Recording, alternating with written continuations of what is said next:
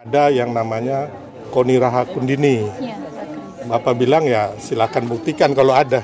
Tapi menurut saya kalau memang Koni ini punya bukti, kenapa Hasto menyerahkan ke Koni? Ya kan Koni ini siapa? Dan dia kan baru di PDIP. Setelah terusirlah dari Nasdem karena nggak dapat sesuatu di Nasdem ke timnya Ganjar, terus ke tim Pak Prabowo, ditolak oleh TKN kan, Bang Rosan.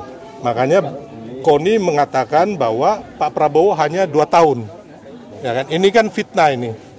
Nanti ada yang akan meracuni Pak Prabowo. Dan ini kan nggak benar, kita tahu. Makanya orang sekelas begini jangan sampai bangsa kita percaya gitu loh.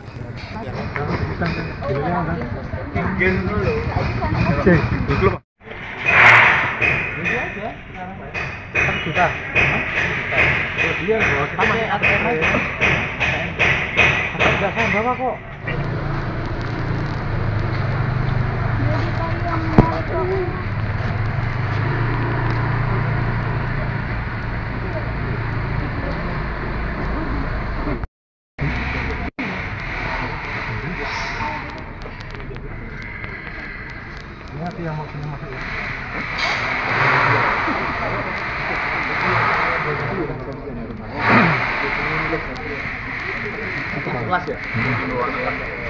Istirahat dulu, tadi iki bro. Nah, iya. Tapi sudah.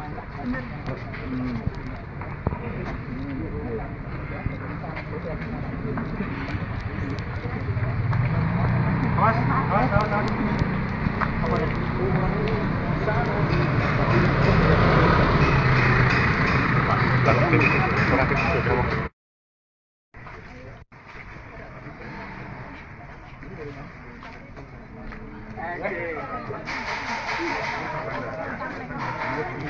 Bareng-bareng ya.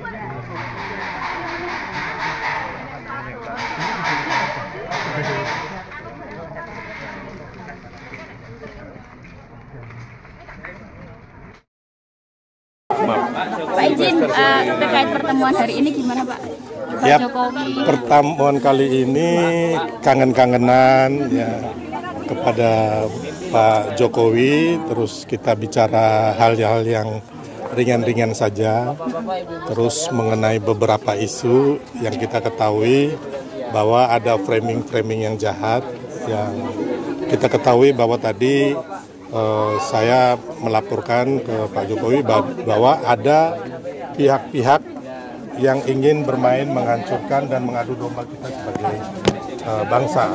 Ya, contohnya apa yang dilakukan oleh posisi RP ya, yang kita tahu bahwa NGO ini atau LSM ini sama seperti kebanyakan kita di Indonesia, dan mereka tidak pernah melakukan investigasi atau menemukan bukti-bukti atau data yang valid mengenai yang dituduhkan Pak Jokowi sebagai koruptor gitu loh ya. Jadi tadi Bapak sendiri hanya ketawa-ketawa saja. Bapak bilang bahwa Mas, saya sudah biasa dari dulu memang juga difitnah, tapi saya happy-happy saja. Menurut Bapak ya sebenarnya beliau juga bahagia saja, tidak panik. Dan menurut saya yang panik itu orang yang sudah menjadi tersangka korupsi, ya kan? Orang yang ingin mengaburkan fakta-fakta hukum, ya kan, yang udah jadi tersangka. Dan saya sendiri mendapat sumber bahwa yang bermain ini adalah dari salah satu kekuatan partai politik dan juga media. Mungkin saya nggak bisa sebut langsung, tapi partai politiknya adalah Partai Dinasti Pedinya Perjuangan dan juga majalah Tempe, ya kan? Karena apa? Mereka ini memang ada hubungan ya, ada kolaborasi. Tapi sayangnya kembali lagi kita harus ingat kawan-kawan bahwa kemarin waktu Pilpres ada gugatan di MK itu antara 01 dan 03 juga tidak memberikan bukti-bukti yang jelas, ya kan, dan valid, dan fakta hukum tidak ada, makanya mereka kalah. Yang ada hanya seperti clipping-clipping dari koran atau media, ya. Dan kembali lagi kita ketahui bahwa investigasi nggak ada sama sekali, ya kan. Dan OCCRP ini adalah bukan lembaga resmi dunia, tapi hanya semacam NGO, dan mereka mengambil data itu dari survei Google Form. Ya, jadi lucu sekali ini. Jadi kembali lagi kita anak bangsa, ya kan, jangan sampai terkecoh mau diadu domba. Terus saya tanggapi sedikit juga tadi masalah saya tanyakan ada yang namanya Koni Rahakundini. Bapak bilang ya silakan buktikan kalau ada. Tapi menurut saya kalau memang Koni ini punya bukti, kenapa Hasto menyerahkan ke Koni? Ya kan, Koni ini siapa? Dan dia kan baru di PDIP. Setelah terusirlah dari Nasdem karena nggak dapat sesuatu di Nasdem, ke timnya Ganjar, terus ke tim Pak Prabowo, ditolak oleh TKN kan, Bang Rosan. Makanya Koni mengatakan bahwa Pak Prabowo hanya 2 tahun. Ya kan, ini kan fitnah ini. Nanti ada yang akan meracuni Pak Prabowo, dan ini kan nggak benar, kita tahu. Makanya orang sekelas begini jangan sampai bangsa kita percaya gitu loh, ya kan. Dan kalau benar-benar ada, ya kan, Koni punya dokumen, ya kan. Kenapa dokumen ini, ya kan, harusnya kan bisa digugat di Indonesia, ya kan. Terus yang kedua, kenapa nggak dititipkan ke Bu Megawati atau Mbak Puan sebagai Ketua DPR, atau Pak Budi Karya sebagai Menko Polhukam yang dulunya orang BIN. Benar nggak kawan-kawan? Iya kan? Kenapa harus dititipkan seorang Koni yang kabur dari di Rusia karena takut menghadapi proses hukum atas pelaporan dari beberapa teman mengenai dia memfitnah bahwa polisi bisa mengakses Sirekap.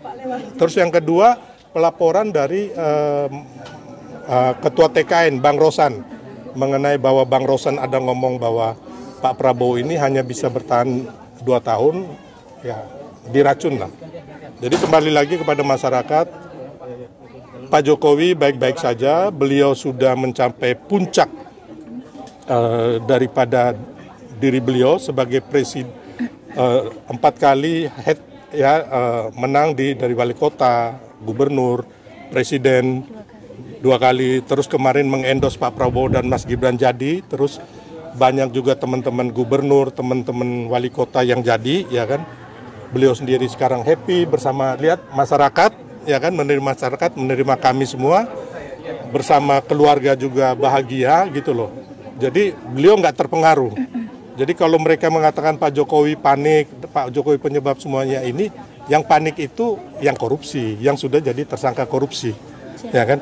Ini kan orang lagi happy, gimana mau panik gitu loh. Jadi yang panik ini adalah orang yang tertimpa musibah, dijadikan tersangka karena sudah mengkhianati rakyat dan mengkhianati bapak bangsa kita, yaitu Bung Karno. Ya kawan-kawan, jadi saya katakan bahwa yang benar pasti benar, kebenaran itu akan mencari jalannya sendiri.